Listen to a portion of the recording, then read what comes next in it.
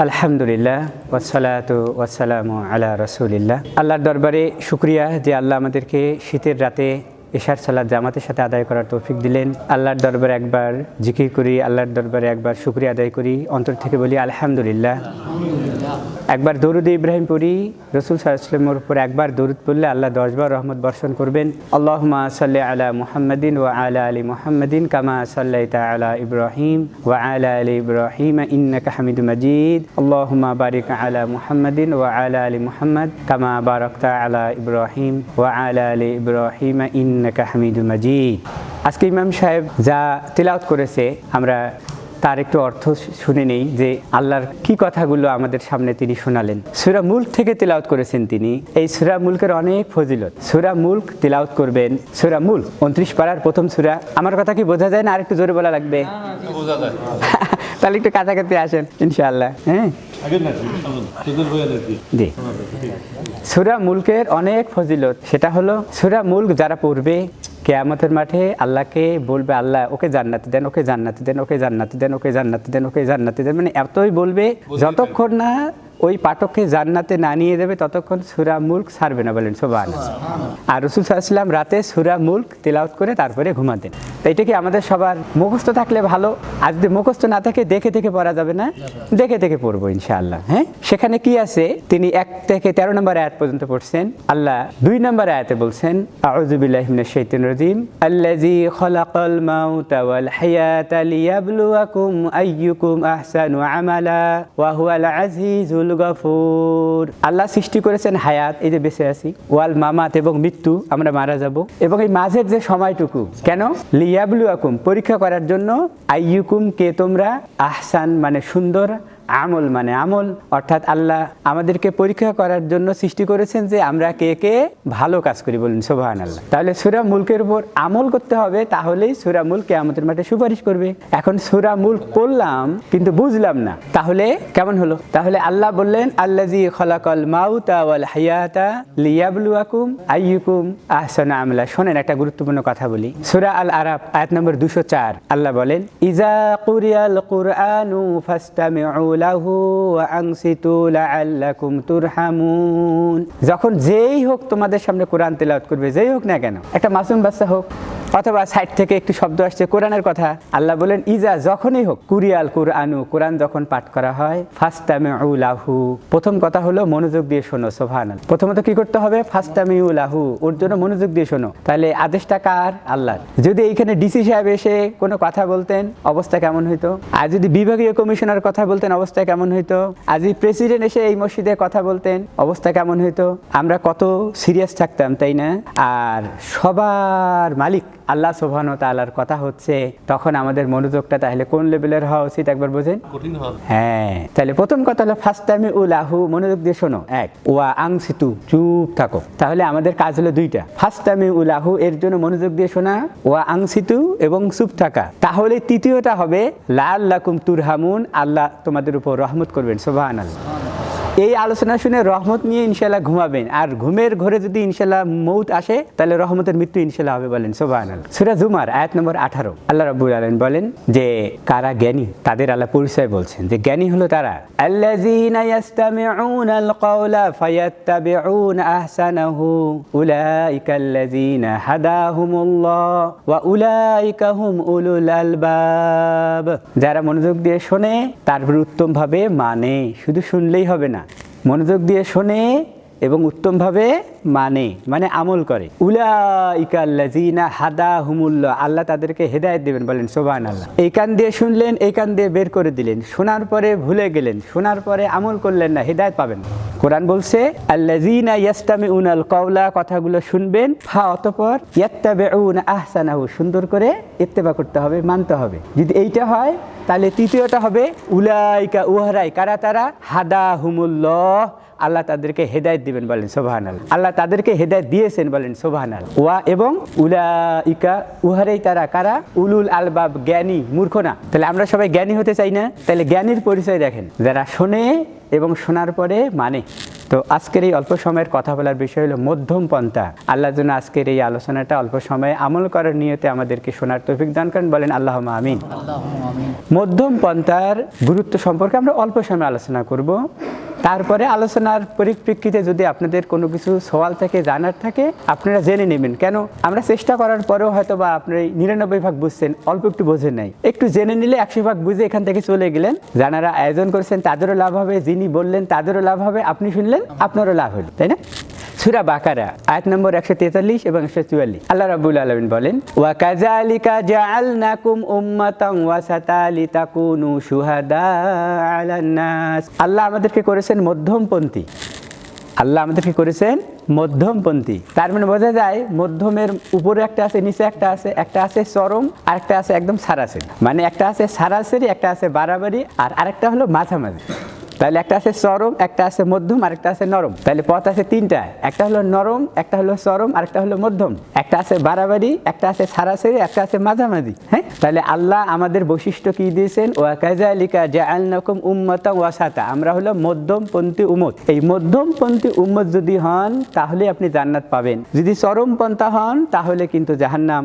আর নরম হলে পেছনে থাকতে থাকতে পেছনেই পড়ে যাব। আর যদি আগে আগ বাড়াই তাহলে তো ভুল করে অন্য কোথাও চলে যাব। যে রাস্তা চেনে না সে কিন্তু আগে যায় না। যে মাথা খারাপ নাকি, কুয়াশায় দেখা যায় না, আগে ভাগে চিনি না আমি রাস্তা, নতুন ড্রাইভার আমি, যদি কোথাও যাই তাহলে তো রাস্তা ভুলে গেল, পেছনে পেছনে থাকে, তাই না? আর যদি অনেক পেছনে থাকে দেখা গেল যে আর পথে হারায় গেছে। হ্যাঁ, ওষুধ খান না আপনারা, মেডিসিনে RX এর পরে মেডিসিন লেখা শুরু করে, ডাক্তারের নাম, প্রেসক্রিপশন ইত্যাদি ইত্যাদি। ডাক্তার 1 থেকে 3 শুরু করেছে না, উপরে কিন্তু আর কেউ নতুন আরেকটা ওষুধ লেখে। কেউ আমরা কি লিখি যে ডাক্তার কম বুঝছে, একটা ওষুধ কম হয়েছে, আমরা উপরে আরেকটা স্টার দিয়ে আরেকটা ওষুধ লিখলাম। কেউ কি করি না। 3টা আছে, 3টা, তো 3টা খেলেই আপনি আপনার ওষুধ ভালো হবে। এখন যদি আপনি কন যে না একটু ভালো হয়েছি, ডাক্তার 5 দিনের ডোজ দিয়েছে, 1 দিন খাওয়ার পরে আরাম হয়েছি, 4 দিন না খাই, আপনি এবার কমাইলেন। তাহলে যদি বেশি বাড়ান তাহলে ওভারডোজ হয়ে ওষুধ বাড়বে, আর যদি কম হয় তাহলে আপনার ওষুধ আর সারবে না, তাই না? আপনারা সবাই পড়াশোনা করেছেন, আমরাও পড়াশোনা করেছি। প্রশ্ন থাকে না, পরীক্ষার প্রশ্নপত্র থাকে, আমাদের বাচ্চারা পড়াশোনা করে। যে কোনো 4টা প্রশ্নের উত্তর দিতে হবে বা 5টা প্রশ্নের উত্তর দিতে হবে। প্রশ্ন যেখান থেকে শুরু সবাই 1 2 3 4 5, 5টায় 5 20 100 A+। কোনো ছাত্র বলে না যে এখানে তো 6টা দিতে নিষেধ করে নাই, আরেকটা বাড়াই। আবার কেউ যদি 3টা দিয়ে আসে 2টা না দেয় তাহলে ওই A+ আর পাবে না, কারণ সে কমাইছে। তাহলে বাড়ানোও যাবে না, কমানো যাবে না, তাই না? আল্লাহ বলেন সূরা হুজরাত আয়াত নম্বর 1 থেকে 3, আউযু বিল্লাহি মিনাশ শাইতানির রাজিম, বিসমিল্লাহির রহমানির রহিম। ইয়া আইয়ুহাল্লাযীনা আমানুত্তাকুল্লাহ। ঈমানদাররা আল্লাহকে ভয় করো। আল্লাহ প্রথমত বললেন ঈমানদাররা আল্লাহকে ভয় করো। লা তুকাদ্দিমু বাইনা ইয়াদাইল্লাহি ওয়া রাসূলিহি ওয়াত্তাকুল্লাহ ইন্নাল্লাহা সামিউন আলিম। ঈমানদাররা লা মানে না, তুকাদ্দিমু তোমরা কদম বাড়াবে, বাইনা ইয়াদাইল্লাহ আল্লাহর আগে, ওয়া রাসূলিহি এবং তার রাসূল সাল্লাল্লাহু আলাইহি ওয়াসাল্লামের আগে, বলেন সুবহানাল্লাহ। মানে কোরআনের আগে, সুন্নতের আগে, লা তুকাদ্দিমু 1 কদম বাড়াবেন। আমরা বলি না 1 কদম আগাইস, বলি না 1 কদম বাড়াইস না। তা আল্লাহ কি বলেন?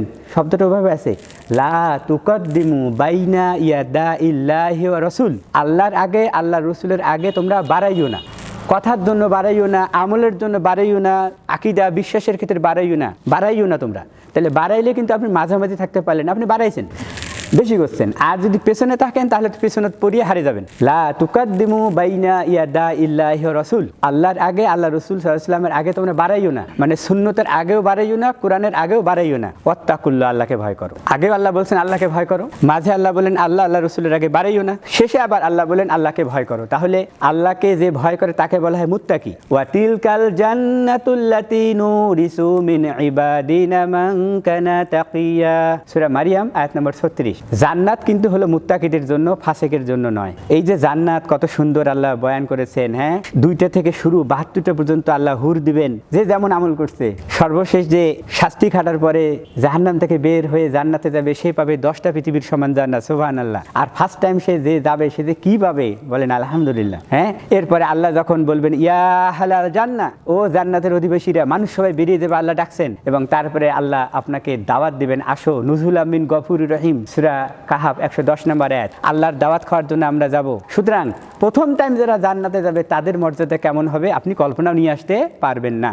আল্লাহ বলছেন ফালা তা'লামু নাফসুম মিন কুররাতি আয়ুনিন জাযাউম বিমা কানু ইয়া'মালুন, সূরা সাজদা আয়াত নম্বর 19 এবং 29, যে কোনো নফস কল্পনা করে নাই যে জান্নাতে আল্লাহ কি রাখছে। তো এখন চিন্তা করার ব্যাপার হচ্ছে যে এই যে আল্লাহ জান্নাতের কথা বলেছেন, জান্নাত ফাও না, জান্নাত তাদের জন্য যারা মুত্তাকি। আর মুত্তাকি কারা? যারা কোরআন হাদিসের আগে বাড়ায় না। যদি কেউ বাড়ায় বুঝতে হবে সে মুত্তাকি না। আল্লাহর আগে বাড়ছে, যেটা আমরা বলি ঘোড়া ডিঙ্গিয়ে ঘাস খাওয়া বলি না, রাসূল সাল্লাল্লাহু আলাইহি ওয়াসাল্লামের সুন্নত নাই করছে, কোরআনে নাই বলছে করছে, তার মানে সে আগ বাড়িয়ে গেছে, ও মুত্তাকি না, ও আর মুত্তাকি না। তো ইমাম সাহেব এটাই তেলাওয়াত করেছে যে জাহান্নামীরা যখন জাহান্নামে যাবে, জাহান্নামীদেরকে এরকম করে ঢিল দেওয়া হবে, আস্তে আস্তে রাখবে না। ইজা উলকু ফিহা সামিউ লাহা শাহিকান ওয়া হিয়া তাফুর তাকাদু তামাইয়াজু মিনাল গায়জ কুল্লামা উলকিয়া ফিহা ফাওজুন সাআলাহুম খাজানাতুহা আলাম ইয়াতিকুম নাযীর।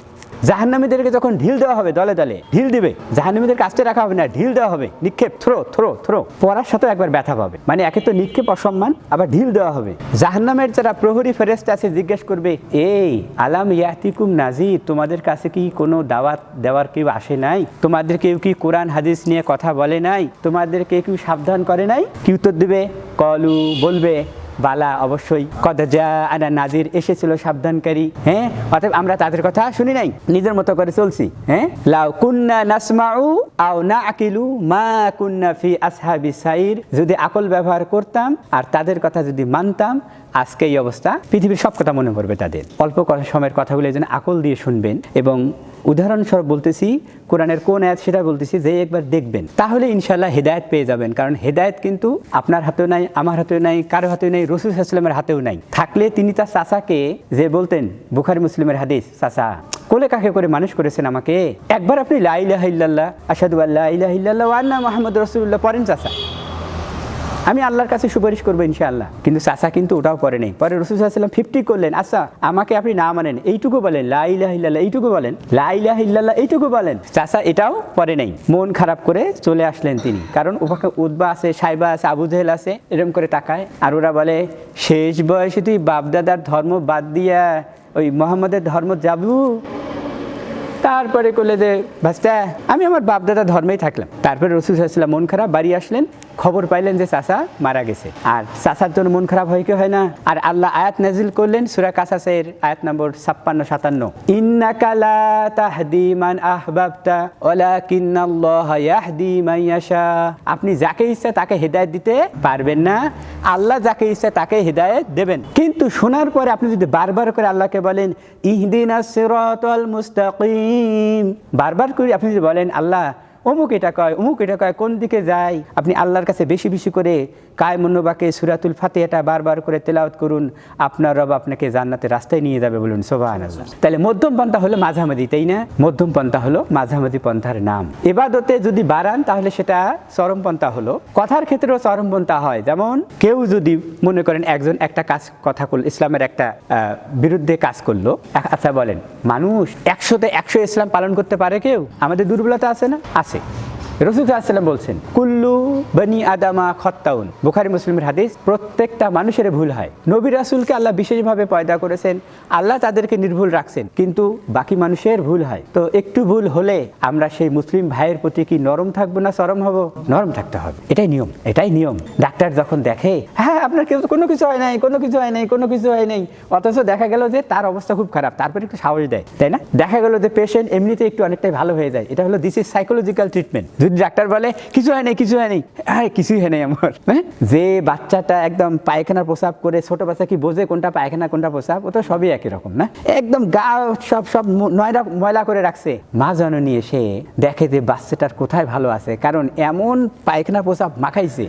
সে দেখেছি আমি বস্তিবাসীর যে বাচ্চা কাচ্চাগুলো আছে না, যে মাখাইছে এরকম, যেখানে ভালো আছে ওইখানে এরকম করে ধরে পানির মধ্যে চুপবে মারছে, দেখছেন না? মানে কি, যে বাচ্চাটাকে তো পরিষ্কার করা লাগবে, যে জায়গাটা ভালো আছে ওই জায়গাটায় ধরে যে বাচ্চাটাকে একটু পরিষ্কার করে। কারণ মা, আমাদের মুসলিম ভাই বোনদের কোথাও না কোথাও সমস্যা থাকতেই পারে, কিন্তু অনেক ভালো জায়গা আছে না, ওই ভালো জায়গাটা দিয়েই শুরু করতে হবে, তাহলে তারা সবাই জান্নাতি হবে, তাই না? এটাই হচ্ছে মুসলিমদের আকীদা। যদি আপনি এরকম ভাই বলেন অমুক অমুক অমুক অমুক জাহান্নামী, যদি আপনি এরকম করে মানুষকে বলেন যে অমুক অমুক অমুক অমুক অমুক জাহান্নামী, কারণ অমুক এই দল করে, অমুক এই দল করে, অমুক এই দল করে, আর অমুক হলো জাহান্নামী, থুতু উপরে ফেললে কোন দিকে আসে?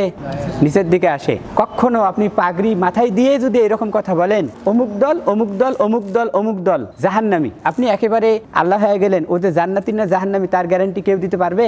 পারবে না। ওকে জিজ্ঞেস করেছেন আপনি যে আপনি আল্লাহকে অস্বীকার করেন কিনা, ও তো বলবে যে আমি আল্লাহকে স্বীকার করি। আপনি রাসূল সাল্লাল্লাহু আলাইহি ওয়াসাল্লামকে অস্বীকার করেন যে না আমি রাসূল সাল্লাল্লাহু আলাইহি ওয়াসাল্লামকে স্বীকার করি, হয়তো সালাতে একটু কম বেশি করি, হয়তো সুদ খাই ঘুষ খাই, তো সুদ খাই ঘুষ খাই তারপরে ইমান যদি তার অন্তরে থাকে, জেল খাটার পরে একদিন না একদিন ইমান থাকার কারণে আল্লাহ তাকে জাহান্নাম থেকে বের করবেনই, তাই না? তা আপনি বললেন যে না ও জাহান্নামী, তার মানে কি আপনার কথাতে চরমপন্থা আসলো, আপনার কথাতে কি আসলো? চরমপন্থা আসলো। আর আমরা হলো মধ্যমপন্থা, সেটা কি? যে এই আপনার সুদটা হারাম। আল্লাহ বলছেন সূরা বাকারায় 275 নম্বর আয়াতে ওয়া হাররামা রিবা, সুদ হারাম। সূরা আল ইমরান 130 নম্বর আয়াতে আল্লাহ বলছেন ইয়া আইয়ুহাল্লাযিনা আমানু লা তাকুলু রিবা, ঈমানদাররা তোমরা সুদ খাইও না। ভাই তুমি বউয়ের মায়ের সাথে জেনা করতে পারবে? মাথা খারাপ। এই সুদের 70টা গুনাহ, তার মধ্যে ছোটটা হলো মায়ের সাথে জেনা করা।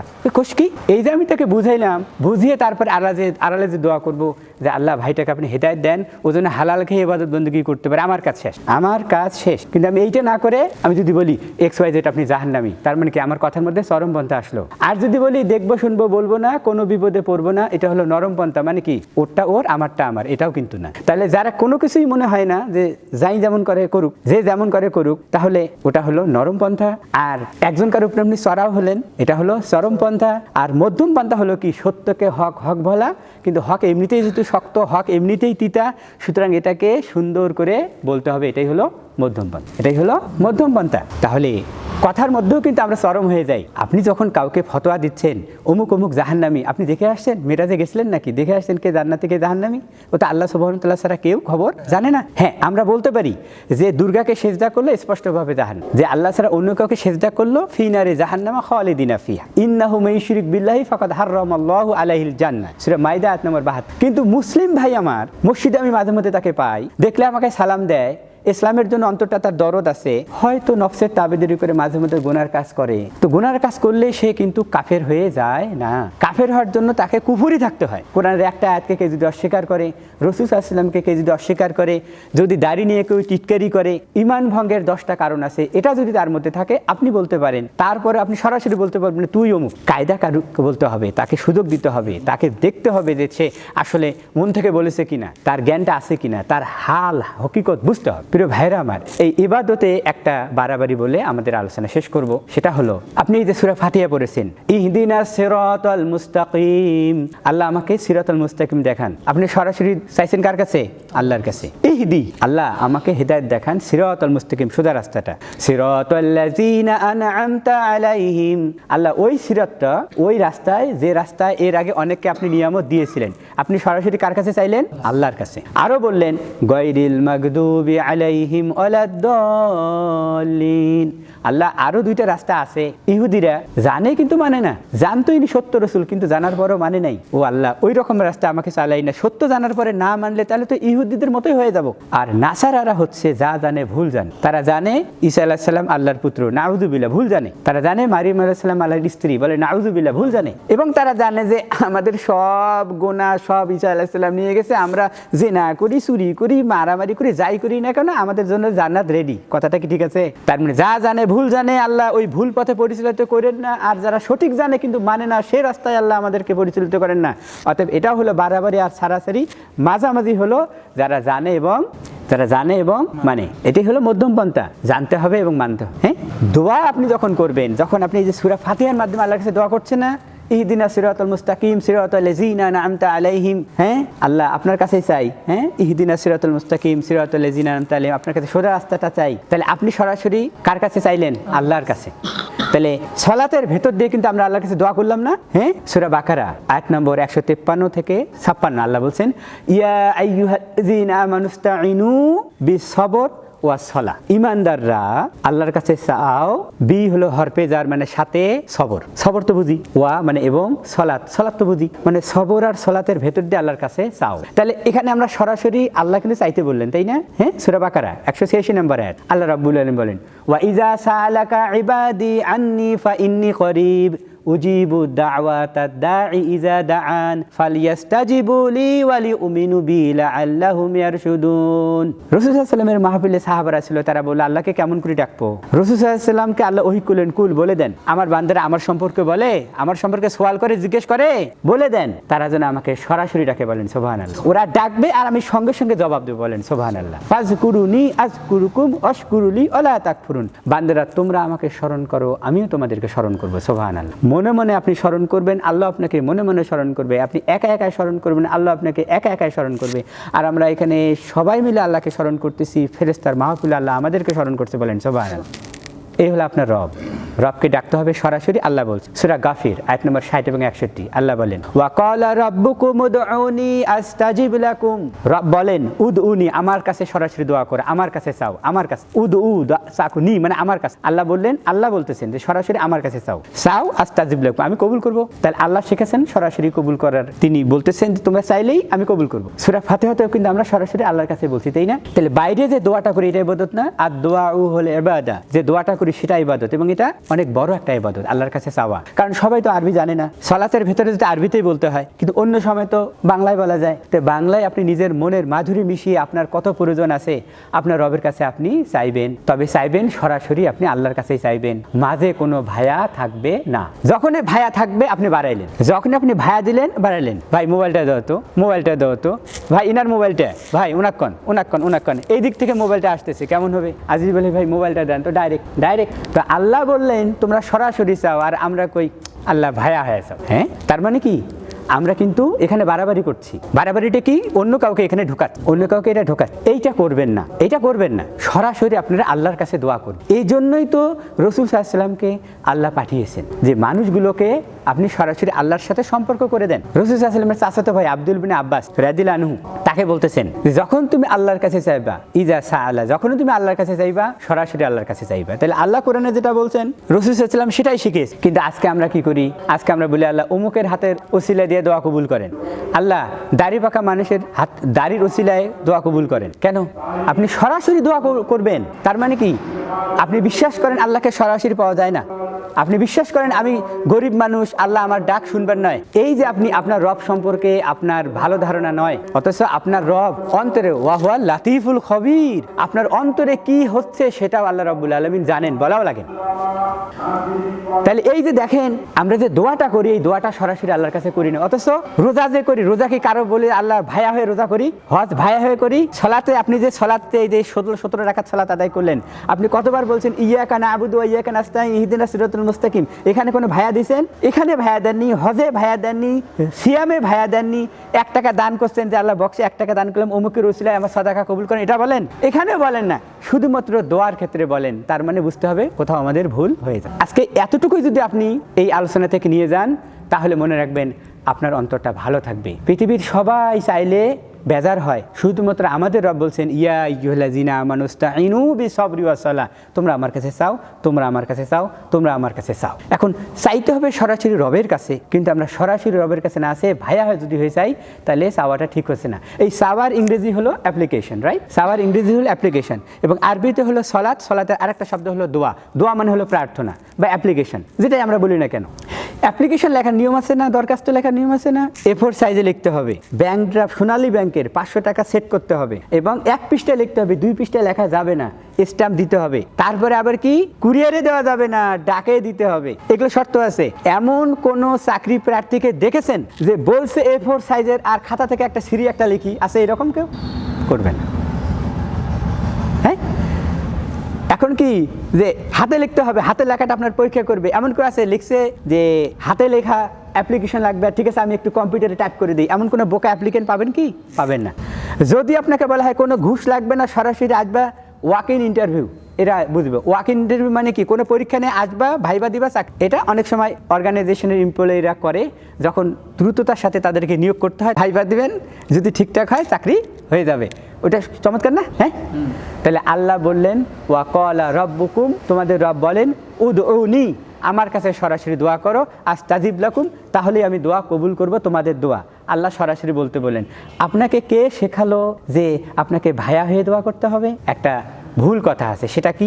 যে আদম আলাইহিস সালামের কথা আমরা বলি, সেইটা ভুলটা ভেঙেই দিই। কেন? মনে রাখবেন, মানি মানুষের মান দিবেন তার যতটুকু পাওনা, তাহলে আপনি ঠিক করলেন। কিন্তু তাকে যখন আপনি উঁচু করলেন, তাকে আপনি বাড়াইলেন। আর যদি তাকে আপনি তলা মানে তার যেটা সম্মান তাকে কমাইলেন, তাহলে আপনি তাকে সারাসারি করলেন। সারাসারিও করা যাবে না, বাড়াবাড়িও করা যাবে না। একজন আলেম আছেন, ইনি আমাদের আজকের ইমাম সাহেব, ওনার সম্মান 100তে 100 আপনি দেবেন। ওনাকে আপনি ছোটও করবেন না, আর ওনাকে আপনি এমপিও বানিয়ে দেবেন না। কারণ যদি বলেন যে আমাদের ইমাম সাহেব জানেন এমপি, কথাটা তো ভালো, কিন্তু আসলে উনি এমপি না, উনি ইমাম বটে কিন্তু এমপি না। আমি যদি বলি উনি হাফেজ, তারপরে দাওরা, তারপরে মুফতি ফারেক মিনাল মাদ্রাসাতুল মদিনাতুল মুনাওয়ারা, আরবিতে বললাম, কথাটা আমি মিথ্যা বলছি, অনেকগুলো ভালোভাবে বলছি। উনি মদিনা ইসলামিক বিশ্ববিদ্যালয় থেকে ফারেক, হাফেজ, মুফতি, মুহাদ্দিস, অমুক মাদ্রাসার মুহতামিম, কথাগুলো ভালোই তো বলছি, কিন্তু কথাগুলো কি বাড়িয়ে বলছি না? তাহলে বাড়িয়ে বললে উনি যখন বুঝতে পারবে হায় রে করছে এটাকে, আমাকে বিপদে ফেলে দেয়। আর উনি যদি, আমি যদি বলি ওনাকে হুর ওনার বেল আছে নাকি, তিলাওয়াতই করবে পায় না, অথচ কত সুন্দর করে তিনি 2টা সিরাত আমার তিলাওয়াত করলেন, তাহলে ওনাকে আমি কি করলাম? কমাইলাম। তাহলে কমাইলাম এটাও গুনার কাজ, বাড়াইলাম সেটাও গুনার কাজ, আর উনি যা সেটাই আমি ওনাকে রাখলাম, এটা হলো মাঝামাঝি, তাই না? সূরা বাকারা আয়াত নম্বর 31 থেকে 37 বলে শেষ করবো আলোচনা। আদম আলাইহিস সালামকে আল্লাহ যখন সৃষ্টি করলেন, ওয়া আল্লামা আদামাল আসমাআ কুল্লাহা, আল্লাহ আদম আলাইহিস সালামকে সব কিছু শেখাইলেন। আল্লাহ আদম ওয়া এবং আল্লামা শেখালেন আদম আলাইহিস সালামকে আল্লাহ আসমাহা নাম, কুল্লাহা সব কিছু আল্লাহ সুবহানাহু ওয়া তাআলা আদম আলাইহিস সালামকে নিজে শেখালেন। তাহলে আল্লাহ সব কিছু আদম আলাইহিস সালাম কিন্তু শিখাইছেন, হ্যাঁ, কিন্তু বললেন লা তাকরাবা হাযিহি সাজারাত, এই গাছটার কাছে যাবা না। আদম আলাইহিস সালাম ভুলে গিয়েছিলেন। মানুষ ভুলে যায়, কারণ আদম আলাইহিস সালাম যদি মনে থাকতো যে আল্লাহ আমাকে এই গাছের কাছে যেতে নিষেধ করছেন, তাহলে তিনি আর তার স্ত্রী ফল খেতেন না। ভুলে গিয়েছিলেন, কারণ মানুষ ভুলে যায়, আর অল্প সময় ভুলে গেলেই কিন্তু মানুষ অনেক সময় আল্লাহর হুকুমের বাইরের কাজ করে ফেলে। আদম আলাইহিস সালাম ভুলে গিয়েছিলেন, তিনি ভুল করেননি, কারণ নবী রাসূলরা ভুল করেন। নবী রাসূলদের ভুল ধরাটা এটা হচ্ছে অনেক বড় গুনার কাজ। মানুষ ভুলে গিয়েছিলেন, এটা আল্লাহর একটা হিকমত। নতুবা আমরাও মনে করতাম যে আমাদের একটা ভুল হলো, না জানি কি হয়। অথচ এই উদাহরণটা আছে আমাদের জন্য। কেন? আল্লাহ গফুর রহিম। যখন ফল খেয়েছেন, জান্নাতের পোশাক খুলে গেছে, আর আদম আলাইহিস সালাম লজ্জা পেয়েছেন, একটু আড়ালে দিয়ে কাপড় মানে পাতা দিয়ে লজ্জাস্থান ঢাকছেন, হ্যাঁ। আর আল্লাহ বলেন, আদম তুমি কি আমার থেকে পালাচ্ছ? বলে, আল্লাহ না, আমি লজ্জা পেয়েছি, আমার এটা কেমন হয়ে গেল, আল্লাহ আমি অনুতপ্ত। তারপরে আদম আলাইহিস সালামকে আল্লাহ রাব্বুল আলামিন দোয়া শেখালেন। আয়াত ফাতালাক্কা আদামু মির রাব্বিহি কালিমাতিন ফাতাবা আলাইহি, 37 নম্বর আয়াত। অতঃপর আদম আলাইহিস সালাম শিখে নিলেন কয়েকটা কালিমা আল্লাহর পক্ষ থেকে। তাহলে এটা আল্লাহ আরেকটু পরে শেখালেন, ফাতালাক্কা আদামু, অতঃপর আদম আলাইহিস সালাম শিখলেন কালিমাতিন, কয়েকটা কালিমা। কি কালিমা? ফাতাবা আলাইহি, অতঃপর আল্লাহ তার তওবা কবুল করলেন। এটা আসমানেই আল্লাহ রাব্বুল আলামিন তাকে ওখানেই ক্ষমা করে দিয়েছেন। এবং সে কি কালিমা ছিল? সূরা আল আরাফের 23 নম্বর আয়াতে আছে, রব্বানা যালামনা আনফুসানা ওয়া ইল্লাম তাগফির লানা ওয়া তারহামনা লানাকুনান্না মিনাল খাসিরিন। আল্লাহ আমি ভুলে যে জুলুম করছি, আর আপনি যদি ক্ষমা না করেন, ক্ষমা করনেওয়ালা আর কেউ নাই, আপনি আমাকে আল্লাহ ক্ষমা করেন, আপনি একমাত্র ক্ষমা করনেওয়ালা। এই যে নিজের অনুশোচনা এবং আল্লাহর কাছে চাওয়া, এবং সরাসরি আল্লাহর কাছেই তিনি চাইলেন, দোয়া এইটা সূরা আল আরাফ আয়াত নম্বর 23। এটা হলো আল্লাহ কিছুক্ষণ পরে তাকে এই জিনিসগুলো শিখিয়েছেন, এটাই হলো সঠিক কথা, তাই না? আর আমাদের সমাজে আছে কি, যে আদম আলাইহিস সালাম এত বছর কাঁদে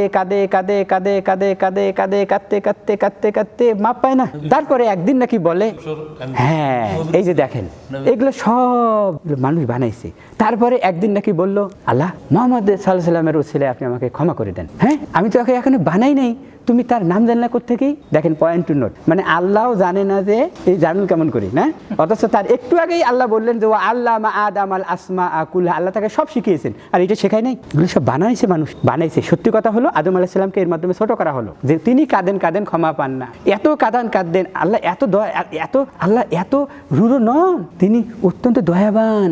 একবার যখন কোনো বান্দা আস্তাগফিরুল্লাহ বলে একবার, তখন আল্লাহ পেছনের সকল গুনাহ মাফ করে দেন। সুবহানাল্লাহ। সূরা ফুরকান আয়াত নম্বর 70 থেকে 74, ইউবাদদিলুল্লাহু সাইয়্যাতিহিম হাসানাত, যত গুনাহ আছে সেগুলো আল্লাহ নেকি দিয়ে বদলায় দেন, বলেন সুবহানাল্লাহ। তাইলে আল্লাহ রাব্বুল আলামিনের দয়া দেখছেন, একবার কে যদি বলে আস্তাগফিরুল্লাহ, তাহলে সব গুনাহ মাফ। শুধু তাই নয়, পেছনের গুনাহগুলোকে আল্লাহ নেকি দিয়ে বদল করে দেবেন। সূরা হুদ আয়াত নম্বর 116 আল্লাহ রাব্বুল আলামিন বলেন, ইদফা বিল্লাতি হি আহসান, কেউ যদি গুনার কাজ করে তারপরে সঙ্গে সঙ্গে যদি একটা ভালো কাজ করে, তখন সেটা হলো কি, ওই গুনার কাজগুলো ভালো কাজ করলো, ভালো কাজগুলো গুনাহগুলোকে মিশিয়ে দেয়, যেমন ডাস্টার দিয়ে আমরা বোর্ড মিশিয়ে দিই, বলেন সুবহানাল্লাহ। এই হলো সত্য কথা। তার মানে দেখেন, এই যে এখানে আমরা বাড়াবাড়ি করেছি, এখানে আমরা বাড়াবাড়ি করেছি। মধ্যম পন্থা হচ্ছে সরাসরি আল্লাহর কাছে দোয়া করতে হবে যখনই আপনার কোনো গুনাহ, বুঝতে পারছেন? তো সম্মানিত মুসল্লি কিরাম, যে বিষয়টা আজকে আমরা যেটা জানলাম সেটা হলো দোয়া করতে হবে সরাসরি আল্লাহর কাছে। কোনো ভায়া হয়ে দোয়া করবেন না, কারণ ভায়া হয়ে দোয়া আল্লাহও শেখান নাই। আপনি বাড়াইলেন, তাহলে বাড়াইলে আর কবুল হবে না। রাসূল সাল্লাল্লাহু আলাইহি ওয়াসাল্লামও শেখান নাই, আর আপনি রাসূল সাল্লাল্লাহু আলাইহি ওয়াসাল্লামের সুন্নতের বাইরে যে আপনি অন্যভাবে দোয়া করছেন, তারপরে আর কিন্তু আর দোয়াটা কবুল হবে না। যেমন আপনি নামাজের মধ্যে বলেন ইয়্যাকা না'বুদু ওয়া ইয়্যাকা নাস্তাঈন ইহদিনাস সিরাতাল মুস্তাকিম সিরাতাল লাযিনা আন'আমতা আলাইহিম গায়রিল মাগদুবি আলাইহিম ওয়ালাদ-দাল্লিন, সরাসরি আল্লাহর কাছে। কারণ সালাতের হালত হলো সবথেকে উঁচু হালত। এই অবস্থায় যখন আপনি সরাসরি আল্লাহর কাছে চাইছেন, অন্য সময় আপনি সরাসরি আল্লাহর কাছেই চাইবেন। মনে করা যে আমি চাইলে তাহলে কি হবে? ইনশাআল্লাহ আপনার অন্তরটা ভালো থাকবে যে আমি আমার রবের কাছে সরাসরি যাচ্ছি। আমার রব আর আমার মাঝে কোনো ব্যবধান নাই, কোনো ফারাক নাই, কোনো ভায়া নাই, কোনো মাধ্যম হলো আপনার ইমানের ওসিলা দিয়ে দোয়া করবেন। রব্বানা ইন্নানা আমান্না ফাগফির লানা যুনুবানা, সূরা আল ইমরান আয়াত নম্বর 19 থেকে অনওয়ার্ড। যারা ঈমান এনেছি ঈমানের ওসিলায় মাফ করেন, আল্লাহ মাফ করে দিবে। সহি বুখারী মুসলিমের হাদিস, আল্লাহর ইসমে আজমের ওসিলা দিয়ে দোয়া করলে আল্লাহ দোয়া ফেলবেন না। আল্লাহ হলো আল্লাহর একটা ইসমে আজম, বড় নাম। আল্লাহ, আপনি আল্লাহ, আপনার আল্লাহ নামের ওসিলায় আমার অতীতের গুনাহ মাফ করে দেন, মাফ পেয়ে দেন। সূরা মাইদা আয়াত নম্বর 35, আল্লাহ রাব্বুল আলামিন বলেন যে উলাইকাল্লাযীনা ইয়াবতাগুনা ইলাইহিমুল ওয়াসিলা, আল্লাহ রাব্বুল আলামিন বলছেন ওয়া জাহিদু ফি সাবিলি, তোমরা আল্লাহর কাছে পৌঁছানোর জন্য মাধ্যম খোঁজো। মাধ্যম মানেই হলো এই যে সালাত মাধ্যম, আল্লাহর কাছে পৌঁছানো যাবে। দোয়া মাধ্যম, আল্লাহর কাছে পৌঁছানো যাবে। সুন্নতের অনুসরণ করা, আল্লাহর কাছে পৌঁছানো যাবে। কোরআন তেলাওয়াত করলেন, কোরআন তেলাওয়াত সওয়াব হলো, আল্লাহর কাছে পৌঁছানো যাবে। কিন্তু কোনো ব্যক্তিকে ধরলেন, এই আল্লাহর কাছে পর্যন্ত আপনাকে নিয়ে যেতে পারবে না, তার কাছে রকেট নেই যে আল্লাহর কাছে টান দিয়ে ধরে নিয়ে যাবে। তাহলে আজকে আমাদের সমাজে আমরা দোয়াটা সঠিকভাবে করছি না। তো আজকে আমরা অল্প সময় যেটা আলোচনা করলাম, মধ্যম পন্থা কি? সরাসরি আল্লাহর কাছে দোয়া করা। আর চরম পন্থা হলো যে আল্লাহর সুবহানাহু ওয়া তাআলা যা বলছেন তার বাইরে বাড়াবাড়ি করা। তাহলে কি হবে? ওয়াং তাহবাতা আমালুকুম, আমলটা নষ্ট হয়ে যাবে। ওয়াং তুম লা তাশউরুন, তোমরা টেরও পাবে না। কারণ কি? আপনি বাড়াইছেন, ওই যে ওষুধ আপনি ওভারডোজ করে ফেলছেন। তো আল্লাহ সুবহানাহু ওয়া তাআলা যেন আমাদেরকে সরাসরি আল্লাহর কাছেই চাওয়ার তৌফিক দান করেন, আল্লাহুম্মা আমিন। আল্লাহ সুবহানাহু ওয়া তাআলা যেন আমাদেরকে তার কাছে চেয়ে নেওয়ার তৌফিক দান করেন, আল্লাহুম্মা আমিন। আল্লাহ যেন আমাদের সবাইকে মধ্যম পন্থা অবলম্বন করার তৌফিক দান করেন, আল্লাহুম্মা আমিন। আল্লাহ যেন নরম হওয়া থেকে এবং বাড়াবাড়ি কথা, বাড়াবাড়ি কোনটা? আপনি আমাকে যদি না দেখতে পারেন, আমার কথা আপনি শুনবেন। যদি ভুল হয় আপনি অবশ্যই আমাকে সংশোধন করবেন। আর যদি আপনি জ্ঞানী হন তাহলে আপনি মাইন্ড করবেন না। যদি আপনি মাইন্ড করেন তাহলে আপনি বাড়াইলেন, চরমপন্থা অবলম্বন করলেন। আর সত্য জেনে বলে তুই জাহান্নামী, তুই জাহান্নামী, তুই জাহান্নামী, অল্প বিদ্যা ভয়ঙ্করী, a little learning is a dangerous thing, অতএব সে চরম। আর যারা গুনার কাজ করতেছে যে ও ঠিক আছে আল্লাহ তো মাফ করবে, ও শয়তান ধরে ফেলছে, ও হলো নরম, মানে গুনার কাজ করতেছে ফাসেক। ফাসেক হলেও নরম, বাড়াবাড়ি করলে হলো চরম। আর যারা গুনার কাজ করবেও না ইনশাআল্লাহ, গুনাহ হলে সঙ্গে সঙ্গে মাফ চেয়ে নেবে ইনশাআল্লাহ, আর মানুষকে হাতে পায়ে ধরে সুন্দর করে বুঝিয়ে বুঝিয়ে আল্লাহর রাস্তায় নিয়ে আসবে ইনশাআল্লাহ। অপমানিত বোধ করবে না, যদি কেউ খারাপ আচরণ করে আল্লাহর জন্য ক্ষমা করে দিবে। এরাই হলো মধ্যম। আল্লাহ সুবহানাহু ওয়া তাআলা আমাদের সবাইকে মধ্যমপন্থী উম্মত হিসেবে কবুল করুন, আমিন। ওয়া আখিরু দাওয়ানা আলহামদুলিল্লাহি রাব্বিল আলামিন। এই দোয়াটা পড়বেন। এই যে আমরা সর্বশেষ একটা কথা বলবো, রাসূল সাল্লাল্লাহু আলাইহি ওয়াসাল্লাম সালাতের পরে এরকম করে সাহাবাদেরকে নিয়ে তালিম করতেন। আমি মক্কা মদিনায় 3 বার ছিলাম, সেখানে যখনই সালাম শেষ তারপরে মক্কা মদিনায়, যেখান থেকে ইসলাম বাংলাদেশে আসছে, এটা বাংলাদেশ থেকে মক্কা মদিনায় গেছে, মক্কা মদিনাতে বাংলাদেশ আছে, তাই না? এবং কিয়ামত যখন ঘনিয়ে আসবে ইসলামের অনুসারী কমবে, এবং ওই অল্প সংখ্যক মানুষ দিয়ে ইসলাম শুরু হয়েছিল, আর অল্প সংখ্যক মানুষের মধ্যে ইসলাম চলে যাবে। এবং গুইসাপ যেমন গর্তের মধ্যে ঢুকে যায়, যেখান থেকে ইসলাম আসছে আবার ইসলাম সেখানেই ঢুকে যাবে। বুঝেন নাই? সত্য কথা হলো সেইটা। দূর থেকে আস্তে আস্তে আস্তে আস্তে রং পাল্টাইতে পাল্টাইতে বাংলাদেশে আস্তে আস্তে আস্তে কিছু প্লাসও হয়েছে, কিছু মাইনাস হয়েছে। তাহলে প্লাসে মাইনাসে কি হয়? মাইনাস। তো আমি যে বিষয়টা বললাম আপনাদেরকে, যে মধ্যম পন্থা মানে হলো এই যে আমরা একটা তালিম করলাম না, এই তালিমেরও কিন্তু একটা মধ্যম পন্থা আছে। সেটা কি? প্রথমত শুরু করছি কি? সালাম দিয়ে। 2 আলহামদুলিল্লাহ বলছি। 3 দরুদ পড়ছি। দেখেন কিন্তু প্রথমত সালাম, কারণ কালামের পূর্বে সালাম। তারপরে প্রথম কথা হলো আল্লাহর প্রশংসা, আলহামদুলিল্লাহ। কারণ একবার আলহামদুলিল্লাহ বললে আসমান জমিন আল্লাহ সওয়াব দিয়ে ভরাই দেবে, সুবহানাল্লাহ। একবার দরুদ ইব্রাহিম পড়লে আল্লাহ আপনার উপর 10 বার রহমত বর্ষণ করবেন, বলেন আলহামদুলিল্লাহ। আর এতক্ষণ কথা শুনেছেন, ফেরেশতারা এখানে আছে, ফেরেশতারা একজনকার উপরে আরেকজন আছে, একজনকার উপর আরেকজন আছে, কিন্তু গায়েবের ফেরেশতাকে আমরা দেখতে পাচ্ছি না। কোনো গাল গল্প করছি, রেফারেন্স আমরা কথা বলছি। তারপরে দেখেন একটু দোয়াও করে দিলাম, তাই না? তারপরেও মানুষ হিসেবে কি ভুল হয় কি হয় না? তারপরে আপনারা শোনার সময় কম বেশি বেয়াদবি হতে পারে কি পারে না? সুতরাং এই মজলিসের যত অনাকাঙ্ক্ষিত আমাদের ভুল ভ্রান্তি, সেটাও আল্লাহ রাব্বুল আলামিন মাফ করে দেবেন যদি কোনো মজলিসের পরে এই দোয়াটা পড়া হয়। রাসূল সাল্লাল্লাহু আলাইহি ওয়াসাল্লাম বলছেন, যে কোনো মজলিসের শেষে যখন মানুষ এই দোয়াটা পড়বে, এই দোয়াটা তাহলে সরাসরি রাসূল সাল্লাল্লাহু আলাইহি ওয়াসাল্লাম শিখিয়েছেন আল্লাহর কাছে দোয়াটা করতে হচ্ছে। এই দোয়াটা যখন সরাসরি আল্লাহর কাছে করবে তাহলে আল্লাহ সুবহানাহু ওয়া তাআলা এই মজলিসের যত ভুল ত্রুটি আছে মাফ করে দেবেন, বলেন সুবহানাল্লাহ। কারণ কিন্তু মাফ না হলে তো আর কবুল হচ্ছে না। আমি শিক্ষক হিসেবে বলতেছি, আমি বিদেশে পড়াই, আমি দেশের বাইরে ইউনিভার্সিটিতে পড়াই, ইংলিশে পড়াই আমি। তো যখন আমাদের সামনে কোনো একটা স্টুডেন্ট আসে, যখন লেখেও যদি ভুল করে নম্বর পাবে, আগে তো ভুলটা বাদ, তারপরে তো নম্বর পাবে, ঠিক কি না? তাহলে এটা এই আমলটা তখনই কবুল হবে যখন ভুল মুক্ত হবে, নাকি? তাহলে প্রথমত আল্লাহ আমাদের ভুল ভ্রান্তিগুলো মাফ করে দিলেন, বলেন আলহামদুলিল্লাহ। তারপরে এটা আল্লাহ কবুল করবেন, কবুল করে আল্লাহ সিলগালা করে দেখবেন, মানে এই কবুল করার এই স্পেশাল আমলটার ফজিলত আল্লাহ জান্নাতে আমাদেরকে স্পেশালি দিবেন, বলেন সুবহানাল্লাহ। সুন্দর একটা আমল না? সেই দোয়াটা হলো সুবহানাকা আল্লাহুম্মা ওয়া বিহামদিকা আশহাদু আল্লা ইলাহা ইল্লা আনতা আস্তাগফিরুকা ওয়া আতুবু ইলাইক। এখানে কি আছে? সুবহানাকা, আল্লাহ প্রশংসা আপনার, আলহামদুলিল্লাহ মানে প্রশংসা, আর সুবহানাল্লাহ মানে হলো আল্লাহ আপনার কোনো দোষ ত্রুটি নেই। যেমন ইমাম সাহেব চলে গেছে যে তোমরা তাকাও দুতামাইয়াজু মিনাল গায়স, তুমি আসমানের দিকে তাকাও, কোনো খুঁত পাও। আপনি একটা বিল্ডিং বানাইছেন এত ভালো, কিন্তু টাইলসটা একটু বাঁকায়। এত দারুণ মসজিদ, কিন্তু পুকুরটা ভাঙা। এত সুন্দর আইফোন 15, ও এই স্ক্রিনটা একটু ফাটি গেছে। এত সুন্দর মানুষ, কিন্তু আর একটু লম্বা হলে মনে হয় ভালো হইতো, হ্যাঁ তাই না? কিন্তু আল্লাহ সুবহানাহু ওয়া তাআলার সৃষ্টি দেখেন, কেউ কোনো ভুল ধরতে পারবে? ধরতে পারবে না। সুতরাং আল্লাহ হলো সকল দোষ ত্রুটি থেকে মুক্ত। এটা হলো সুবহানাল্লাহ। তাহলে সুবহানাকা বললেন, আল্লাহুম্মা ওয়া বিহামদিকা, তারপর প্রশংসা করলেন, আল্লাহ সকল প্রশংসা আপনার। তার আগে আপনি বললেন যে আল্লাহ আপনার কোনো দোষ ত্রুটি নাই। তাহলে সুবহানাল্লাহ মানে আল্লাহ আপনি দোষ ত্রুটি মুক্ত, আর বিহামদিকা হামদ, সকল প্রশংসা আপনার আল্লাহ, কারণ আপনি তৌফিক দিয়েছেন জন্য আমরা এখানে বসতে পারছি। অনেকে চলে গেছে যে চায়ের দোকানে চা খাচ্ছে, অথবা বিড়ি টানতেছে, অথবা মোবাইলে টিপতেছে, গেম খেলতেছে, অথবা ছবি দেখতেছে, অথবা অন্য কোনো কাজে গল্প গুজবে শেষ। তা আল্লাহ আমাদেরকে কবুল করেছেন, এটা আল্লাহর প্রশংসা না? ওয়া বিহামদিকা আশহাদু, আমি সাক্ষী দিচ্ছি। কি সাক্ষী দিচ্ছি? আল্লাহ ইলাহা, আল্লাহ ছাড়া সত্য কোনো উপাস্য নাই, কালিমা হলো তাওহীদ। ইল্লা, ব্যতীত, আনতা, আপনি ছাড়া। হ্যাঁ দেখেন, ওয়া এবং তুবু মানে তওবা করছি, তওবাও আছে। ওয়াস্তাগফিরুকা, আপনার কাছে ক্ষমাও চাচ্ছি, ক্ষমাও আছে। ওয়া তুবু, তওবা করছি, ইলাইক, আপনার কাছে। কার কাছে? কায়েক বছর। তাহলে সরাসরি তওবা কার কাছে করলেন? আর আমরা এমন ব্যাককেল, তওবা করার জন্য হুজুরের কাছে যাই, হুজুর আপনার হাতে হাত নিয়ে তওবা করলাম। কেন?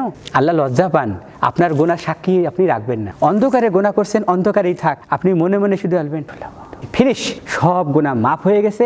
এমনকি গুনাহগুলো আল্লাহ নেকি দিয়ে বদলাই দিয়েছেন, গ্যারান্টি কোরআনুল কারীম সূরা ফুরকান। তাহলে আল্লাহ আমাদের সবার ভুল ত্রুটি মাফ করে দিন, আমিন। আমাদের এই হালাকাকে কবুল করুন, আমিন। যারা আয়োজন করেছে আল্লাহ এর পূর্ণ ফজিলত দান করুন, আমিন।